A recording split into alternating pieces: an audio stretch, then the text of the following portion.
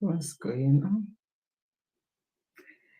Hello, everyone. Good evening and good morning, good afternoon from wherever you are joining today's live.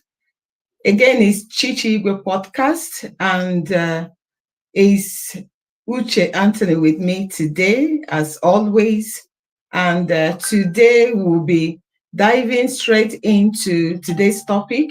Last week we had a conversation about the right reasons and wrong reasons that people get married.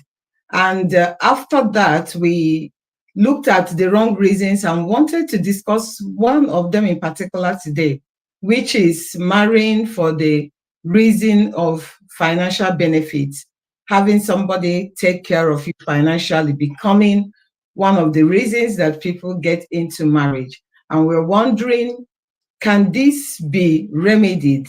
Is there somehow someone can get themselves financial independence so that they can make decisions about their lives, about their marriage, based on the right reasons and get the best out of it? So today we'll be talking about the advantages of financial independence before and after marriage. So we mean for those that are wanting to get married and for those that are already married. What's the advantages of financial independence and how does one go about getting themselves financial independence? So that's what we'll be talking about today. Please share this live to your friends, family, invite them to come so we can have a very interesting conversation. Please do make use of the comment section and let's hear your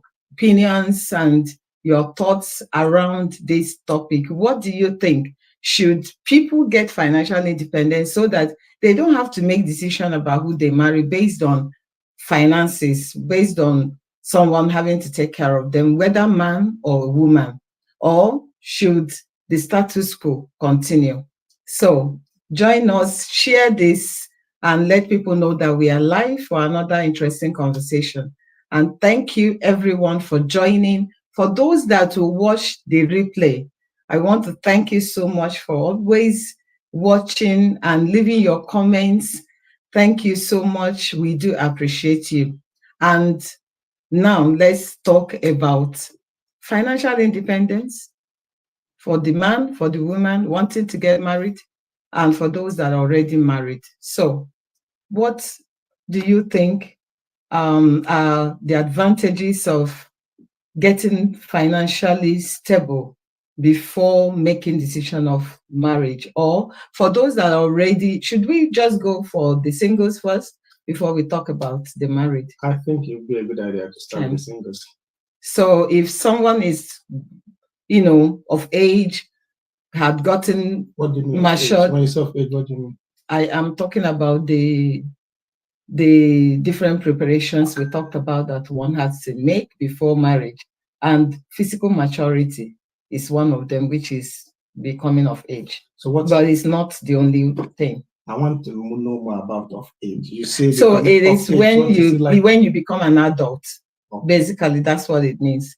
You've become an adult, but you and I know that's not the only qualification for you to get married. So I was about mentioning the other ones before you jumped in. So let's say you have become of age, or you have become an adult and think you are physically matured for marriage, and you have done all the mental maturity and spiritual maturity. You put some things in place. If at that point you don't have an earning, say you are not earning an income, or you are not financially stable, meaning you are not financially capable of taking care of yourself as a man or as a woman, should you get married, or should you be entering into marriage, or should you wait until when you are financially stable so that you can make the decision based on other right reasons rather than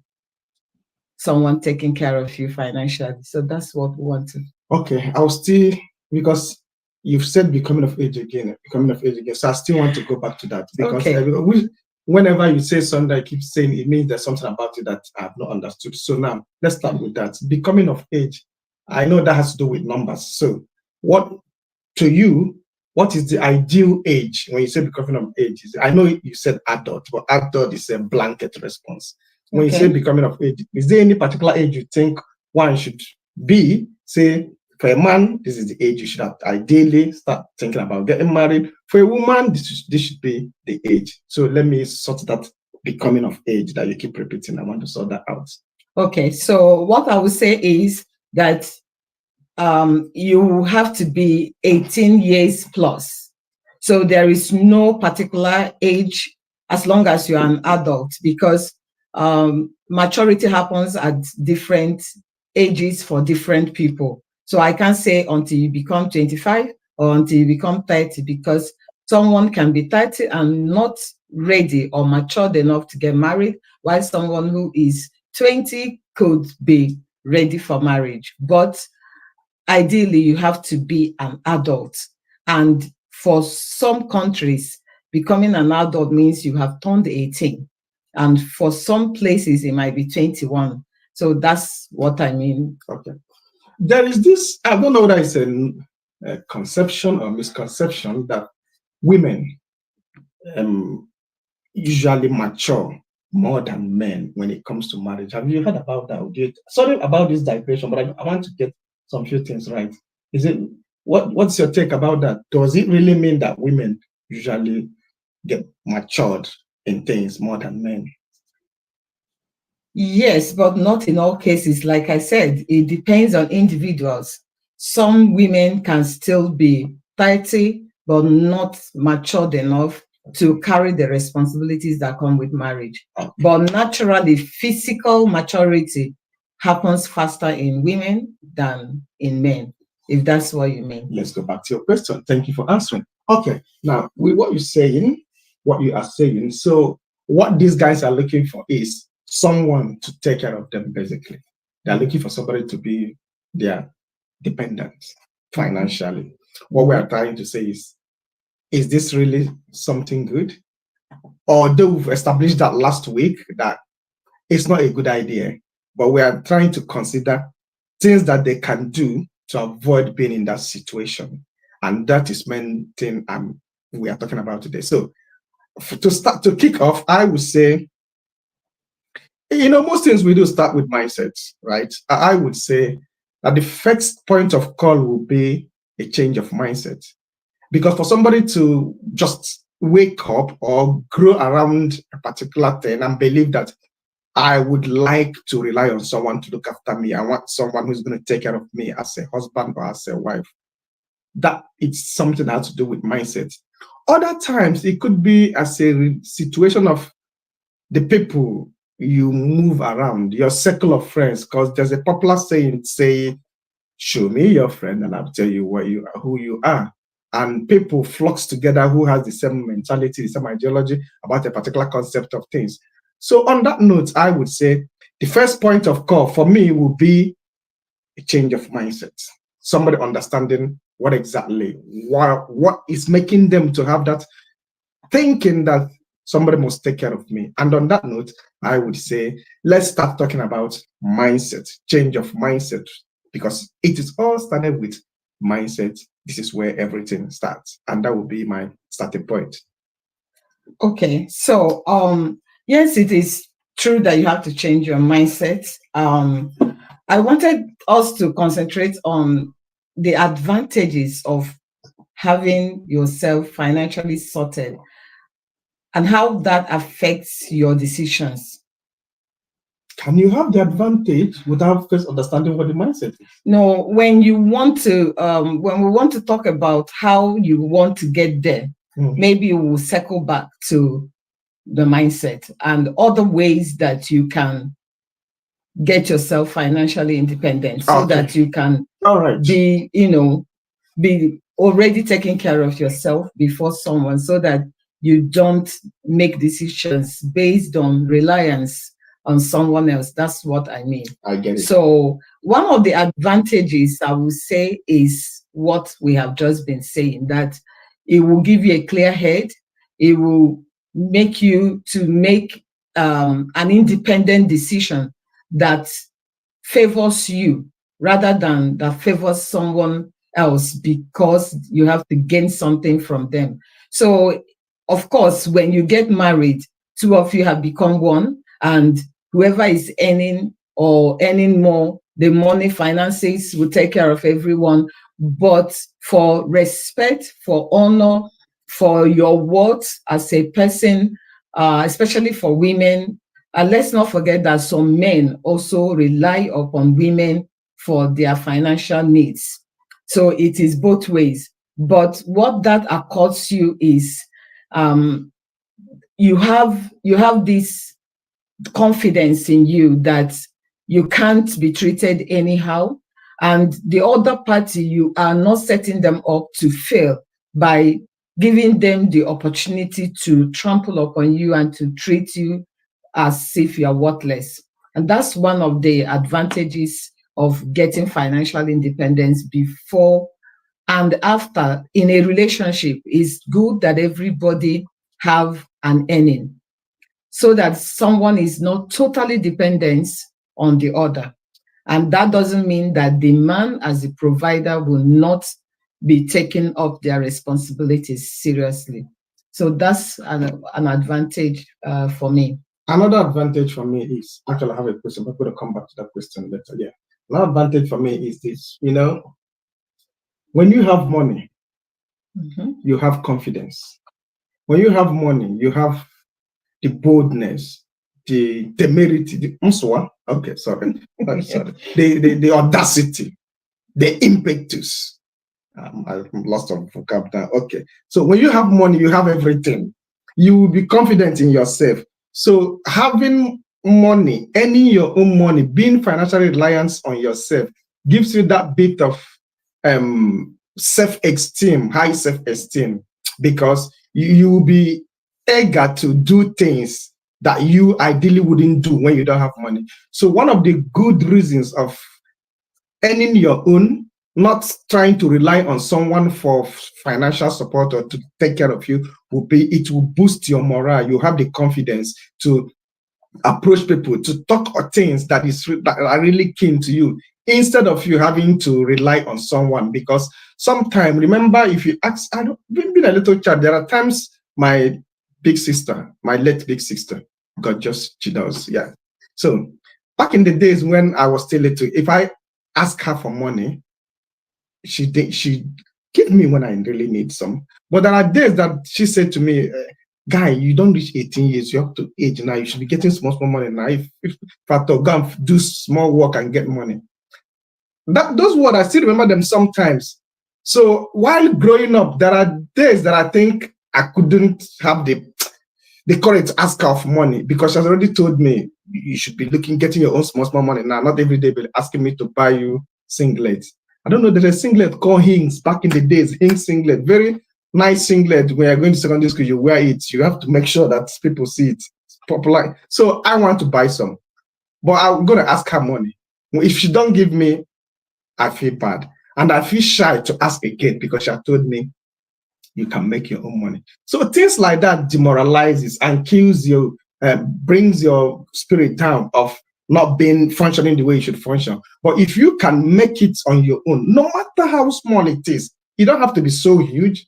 That alone helps you to build confidence and make you feel like it will belong. Okay, thank you. So what we are trying to say is that if you are single and preparing to get married, that it is important that you have what you are doing, no matter what it is, that you can feed yourself, that you can clothe yourself, that you can pay your rent if you are no longer living with family or with your parents, that you can take care of some or all of your financial needs, so that when a man or a woman is approaching you for marriage, they know already that you are not coming because of what they have. So if you're telling them that you love them, that, telling them the right reasons, then they will believe you, because they can see that there is no benefit really you are looking for from them, apart from the benefits of marriage.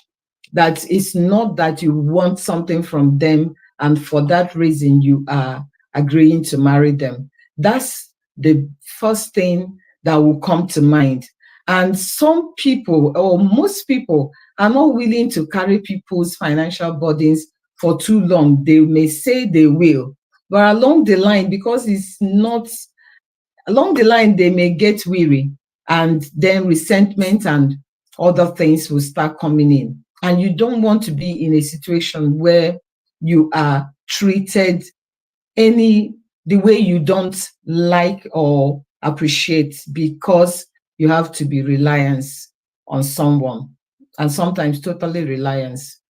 So you did, as I'm going to ask you a question, you said something that, remember that sometimes men should rely on women for financial needs.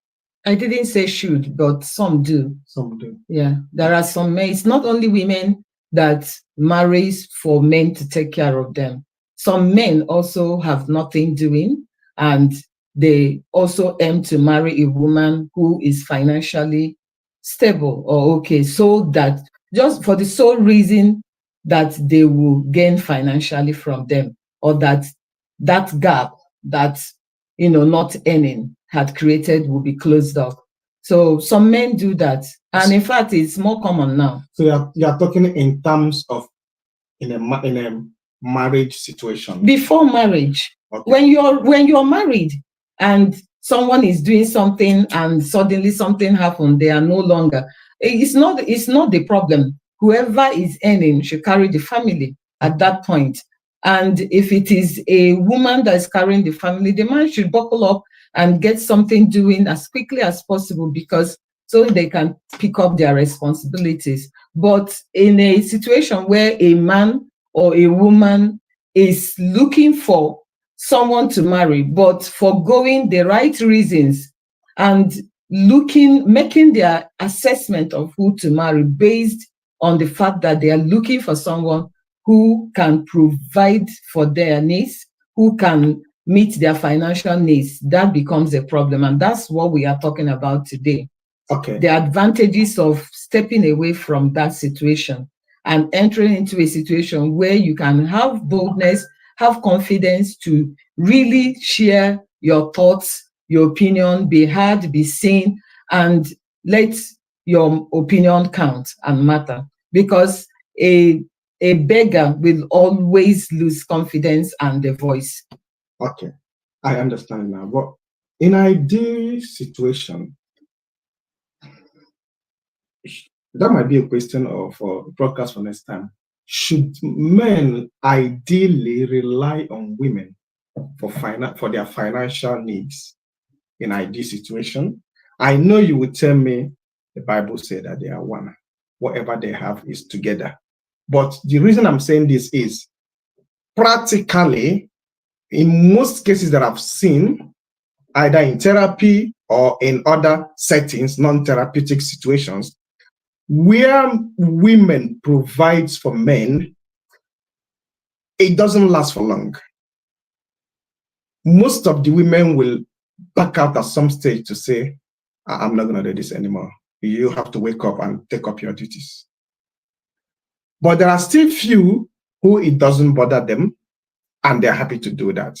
So my question is, even though it doesn't bother the woman to do it, as a man, personally, I'm speaking for myself now, ideally, I wouldn't want to rely on a woman for my financial needs. I know there are some men who, they don't care, they will do that. But I think I have my ego.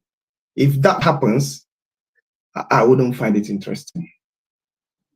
Okay, so you are talking about the ideal situation, but we have exceptions. There are men that are still, as of today, depending on their wives or looking for someone to marry so they can depend on them. And it's not that, I don't know, for some people, they have made up their minds that they want a soft life. So some men also want that soft life. And They are just deciding that I'm not going to suffer in my life. I'll just look for an already made lady to marry. Because some people think it's only women that do that because, women beliefs, depending on where they are coming from and the mindset they have, that all their total financial needs have to be carried by the man and they don't have to do anything. But some men are also in that situation where they have to be offloading from the woman. And those men are there of age? Of age? Yes. That of age might be your new name now, of age. It is just physical maturity. Okay. So they're not of age. They are of age to get married. They are looking for, don't distract me. But they're not of age to get finances to provide for themselves. They decided not to. Are they still of age? Excuse yourself. Okay. Please. Okay. So what other advantages? Let's be serious now. Of course, we are serious. Do you want us to be quiet? What other advantages are there for someone to, be financially stable before entering into a marriage? We are not saying that there are no exceptions to someone who is actually doing something, maybe at the point of marriage, or you are already in courtship and something happened to your means of earning. And those are different. We are looking at people who have finished school, have learned a trade, have lived in their family house, and they think they are ready for marriage, but the only ones they want are people who already have their finances sorted, both men and women. They are looking for someone who will take care of them financially and they do nothing. Those are the category of people we are looking at today. And we want them to know that one of the things that can happen when they are financially sorted is their confidence. They will not be treated the way that is unpleasant to them. They will not have to receive abuse of all kinds, including financial abuse. They won't have to lose self-esteem or for it to go low, because if you're asking someone for everything and every day at a time, no matter how much they love you, something will start shifting and will start changing. They will become weary of your demands, even though they know it's their responsibility. But at a time, they will start looking at you in that way, and it will affect the relationship. Since we are talking about the ways that people can enjoy their relationships by making sure they manage their finances well, that's one of the things. I've actually seen people who told the other line separately. The so-called the odogus, the guys who believe I'm okay, I don't want you to do that. Stay at home mom. Now, if you keep asking, if you request for money today, they provide for all your needs and stuff like that, they may start talking down on you. Some men, especially people from Black ethnic minority origin, some of them would prefer that their wives don't work, that they stay at home, and they are happy to provide all their needs according to their own riches in proof to their money, right? So now, if they provide all those things, I'm not saying you should read their mind. Do you think at some point in their mind that they will still have that talk down and say, I do everything for you, don't do everything at home, I do everything? Well, if they do that, does that still make them odogu? If they actually ask you to be the one to stay at home and yet they still talk down on you, you don't receive, you don't get any money. Yes, I provide everything. Do you think it's something people do these days? I don't have a problem with that. If someone is financially capable to take care of the whole house, and you can tell you're already married. Remember, we are talking about people that want to get married because you don't want to do see finish. So if you are married, taking care of is not a problem, because It's his responsibility. But I also have a little bit of problem with people who you are not saving from what you are getting, and so you have to ask for money for every little thing. I don't think it is a wise thing to do for women or for men. I think that whatever you receive as an earning or allowance or whatever, that's your earning. You can save from it for another day. You can relieve that person,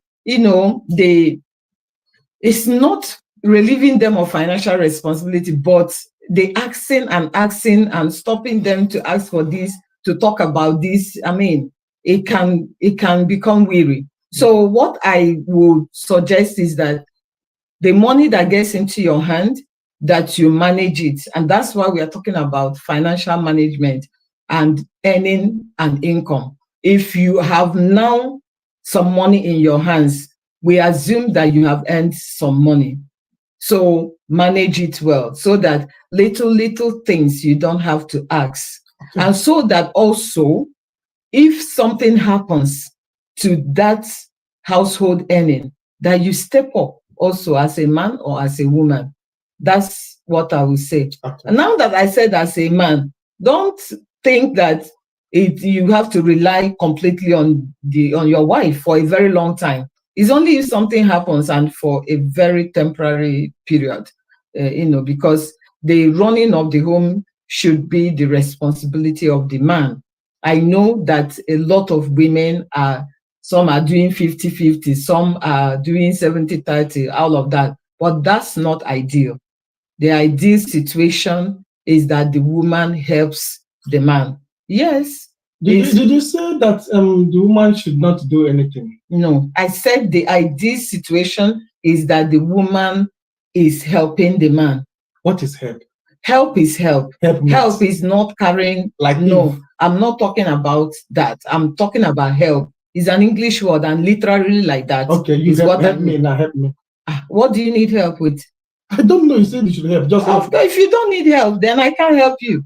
How would I know what I need help with? If you know? Are you not an adult then? No, I'm not. I can't think for you. Okay, so I'm good. I'm making it to be an adult. I don't know if I'm an adult yet. Okay, so women should help, and you can only help if you have somewhere to help from. So if all the money you receive as a stay-at-home mom or staying at home wife, if you are not saving anything or keeping something aside, then where can you help the man if something goes wrong? And we know that emergencies do come and situations can change. So bearing that in mind, you have to step up when things change.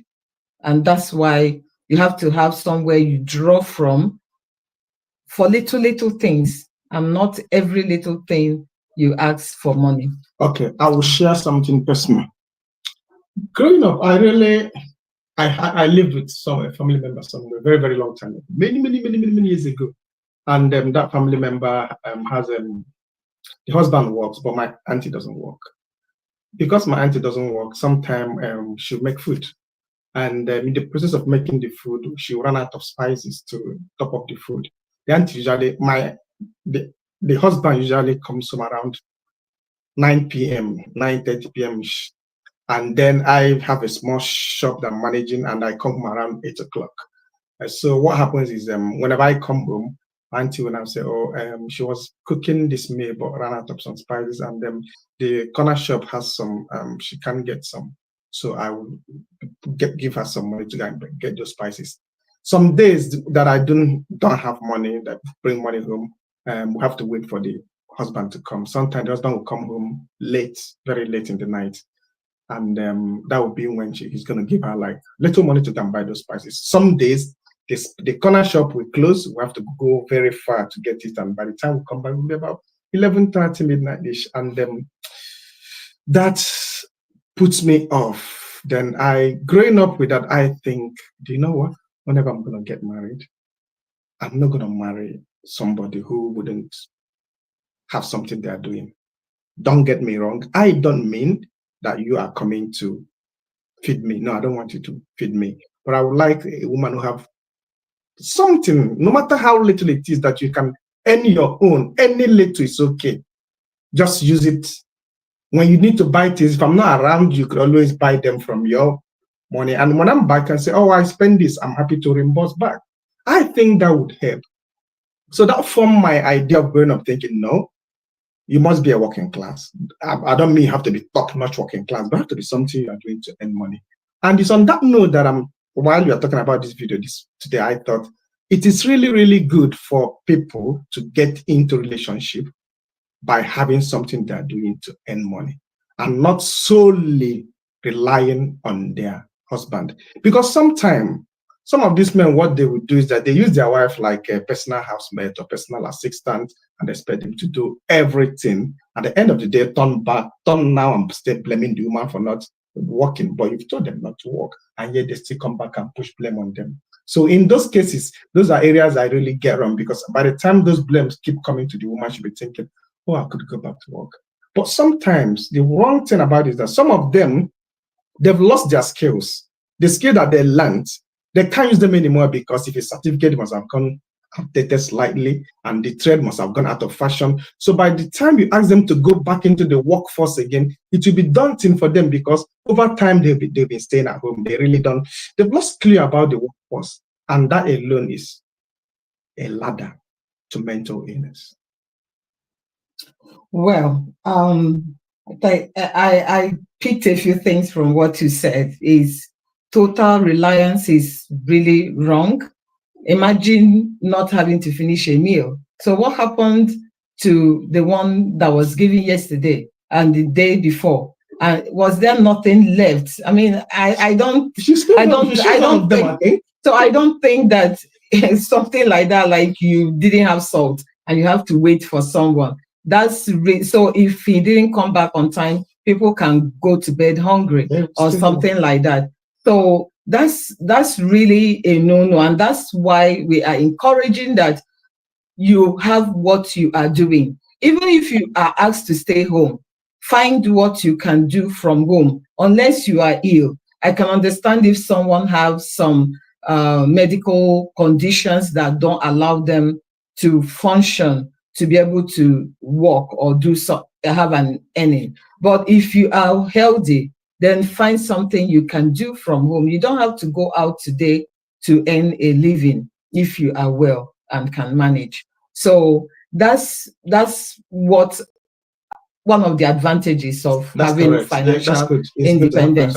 More so, it is what it does to your mental health. Like you said, if you are snubbed severally, it's going to affect you.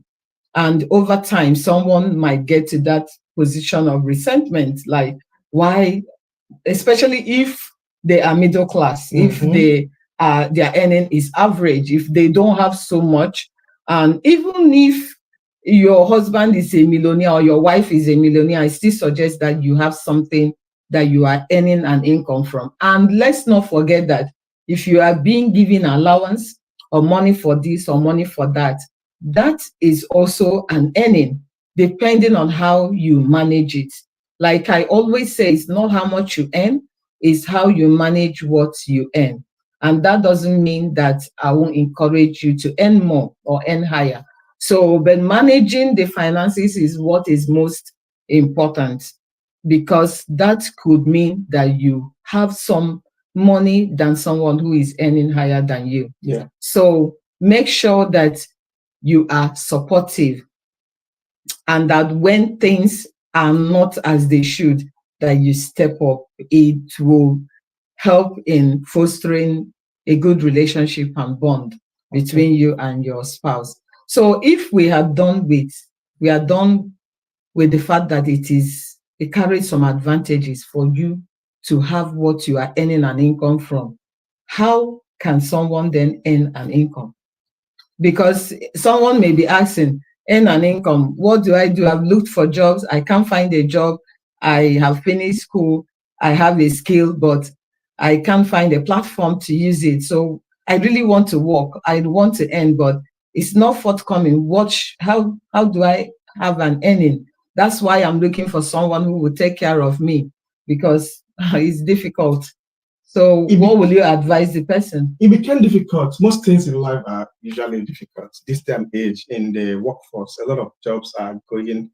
If an employer puts one job out, 20 people are coming for it, and the employer now take their time to select the best, right? So because the employer takes their time to select the best, if you have been in that position, you know what certificate you have, and you want to get into employment, it becomes necessary, a requirement that you need to update your certificate, upgrade yourself from what you have so that you stay on top of the competition with employers.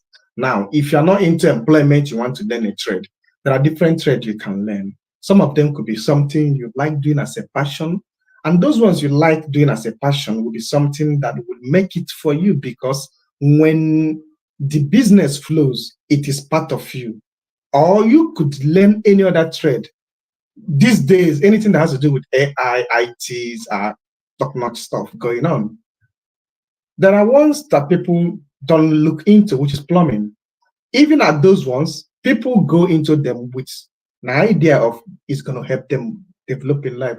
So it's all about what you want to do, what area you want to go into, and you realizing that there is always a market for that place, and putting your much interest in it. That is what makes it easier. But if you don't put interest in it and don't look at it in a right way, it will be difficult for you give the complaint to say, oh, I can't get a job, oh, I can't learn a trade.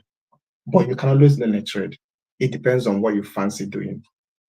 Okay, so that is one, to upgrade your skills, learn a skill, or that's learning a trade. Yeah. Make sure you have something you can exchange for money, some value you can give, and then exchange it for money. That's one way of earning an income. There are so many ways that you can earn an income, especially today that is the digital age. There are so many things you can convert to money. You just have to find your strength, find your place, and then, sharpen it and make it become something valuable. As long as you give value, you are going to, over time, get some finances in return. It's going to pay.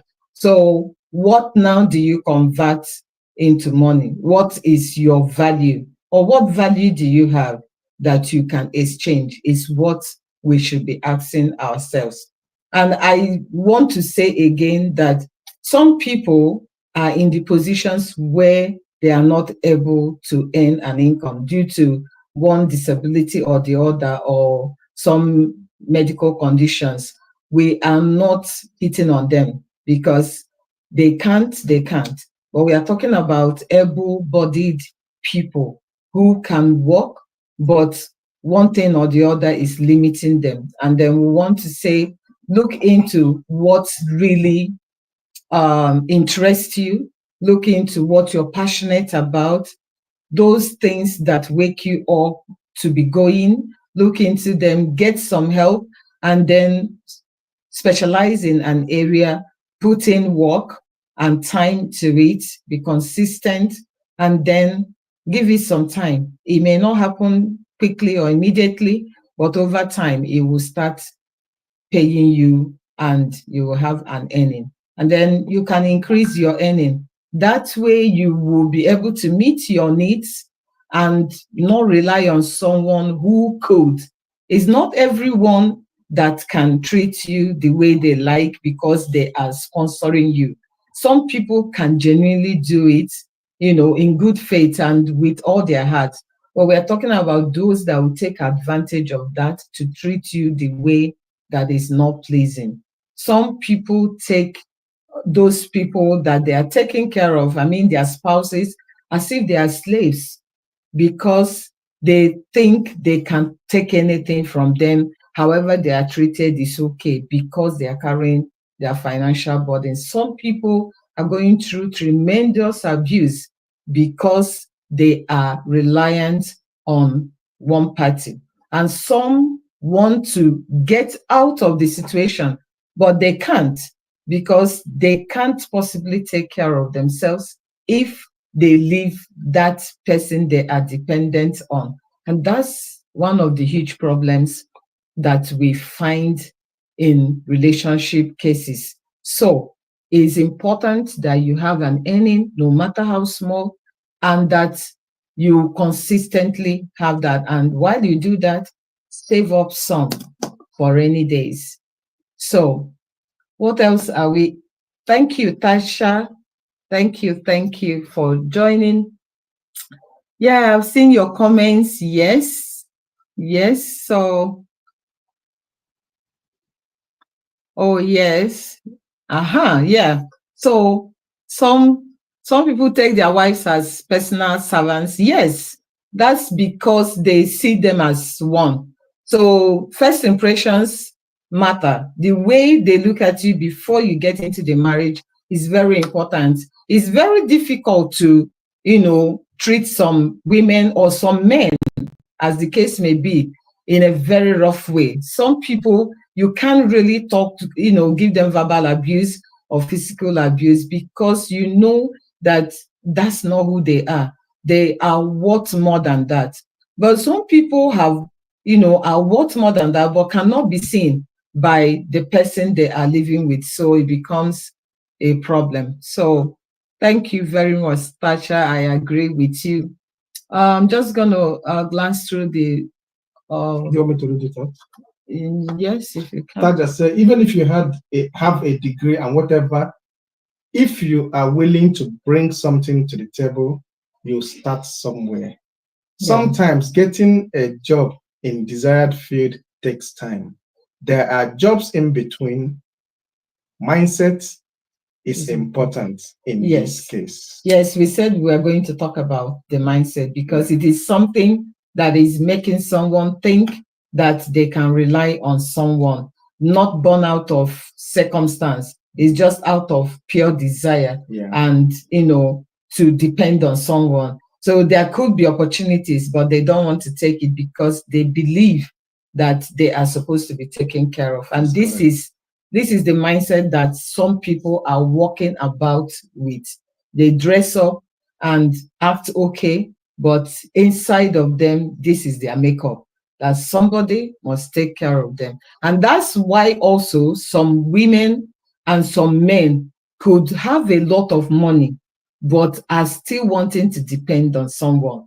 Let's not forget there is a category of people that no matter how much they want, it can't be spent. They can't bring it out. They can't use it for anything. They want to use another person's resources, because it's a mindset, it's a conditioning that they are coming into the relationship with. So that's another problem of its own. So thank you so much, Taja. We agree.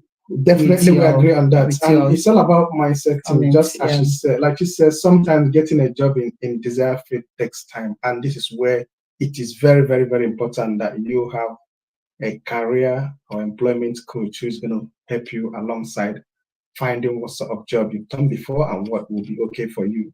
A lot of people has got CVs, have got good skills, good experiences, but either they believe that I don't think I can do this anymore. It's still about the mindset.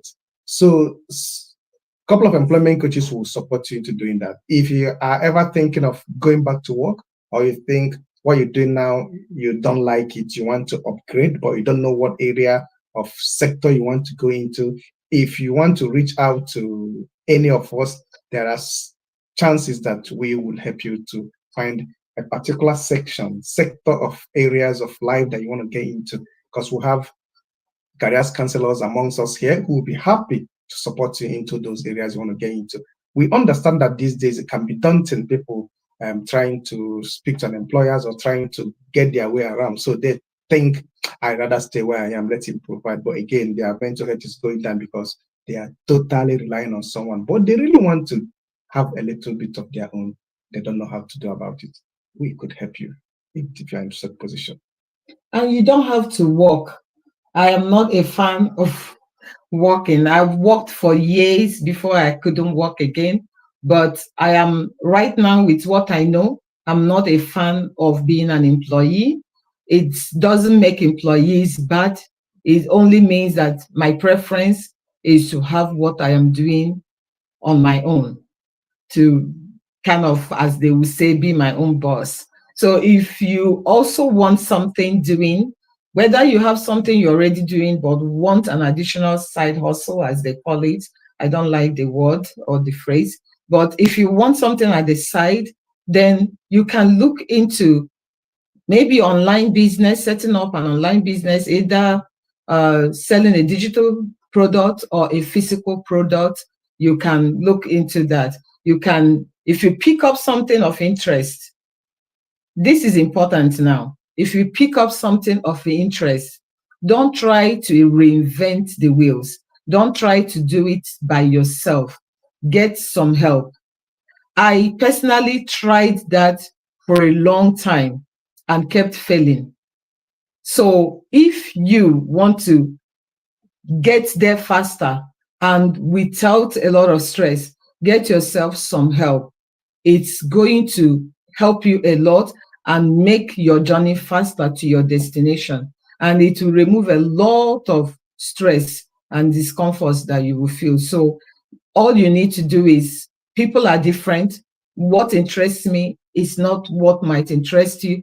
Find your passion, look into yourself. And if you are not able to figure out what you are passionate about or what you really would like to do, also get yourself some help, because sitting just before someone will lighten up the bulb and you can see things for yourself. And once you find what it is and get help, then you will start earning an income. You will develop a value to convert to money, and you will become financially independent. You will be financially independent. And that way, nobody is going to treat you the way you don't like.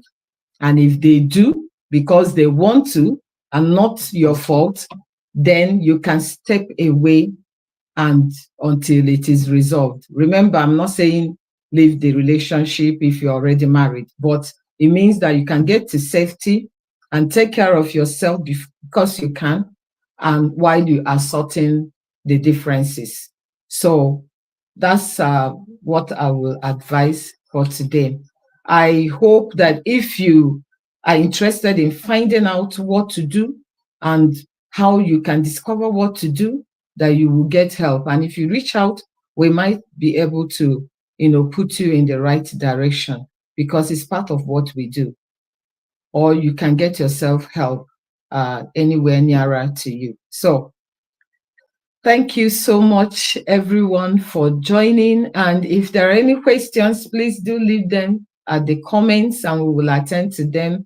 If there is something also that you will want us to talk about as relates to relationships and family life, and also family finances and relationship finances, I mean couples and money, do let us know, and we surely will give it a thought and probably discuss your topic. If there is no other comment, yeah, so we would like to wrap up today by, let's just do a recap. So what we are saying is that there is an advantage in you becoming financially independent before and after or while in marriage. Okay. If you want to get married, one of the preparations you have to make is financial preparations. And what you do is to make sure you can financially take care of your needs, that it is not a criteria for you to marry someone because they can carry your financial burdens. The second thing that we talked about is that it will help you to have confidence even while you're married, and it will help you to not tolerate things that ordinarily you shouldn't tolerate. It will give you a voice and make sure that your opinion counts, because there is a kind of value that they ask to you that no one can deny. So that's another advantage. And if you don't know what to do to earn a living or to earn an income, then start thinking of the things you're interested in, the things that make it for you, the things that light you up, your passions. From there, you may be able to figure out what you can do or think of the values you have. What are the skills you already have? What gifts and talents do you have? Those things you can convert them to money and have an earning. And other things that you can do while at it is to look for help, seek help, because it will shorten your journey and also give you some relief in terms of reduce your stress. While you are at it, make sure you are saving something. If you are a housewife or a stay-at-home mom, whatever comes into your hands is your earning. Save from there. But it's not enough to save. It is enough. If you're giving money as an allowance or to run the house or to take care of this or that, you can save from there. That is money management, and you have to learn the skills. One more thing is that you learn about money is important. As you learn about marriage, make sure you also learn about money. It's important because the absence of one usually doesn't go well. It's best that you have knowledge of both and manage both well. If you manage relationship without managing money, it usually crashes. If you manage money without managing your relationship, it usually comes with a sad news. So make sure that you learn these two and then match them together. You will have a successful relationship that you will enjoy, and you will also meet your needs. So thank you everyone for tonight. It's an interesting conversation, and we love your comments, everyone that joined. Thank you, thank you, thank you. Thank you, everyone. Thank you guys for joining and for your contributions and comments. As always, thank you very much. And please do help us to also share the video to your friends and family. And next Sunday is another day and another conversation. And we hope that you will join us at 8 p.m. UK time. Thank you again and see you. Bye. Bye. Bye, everyone.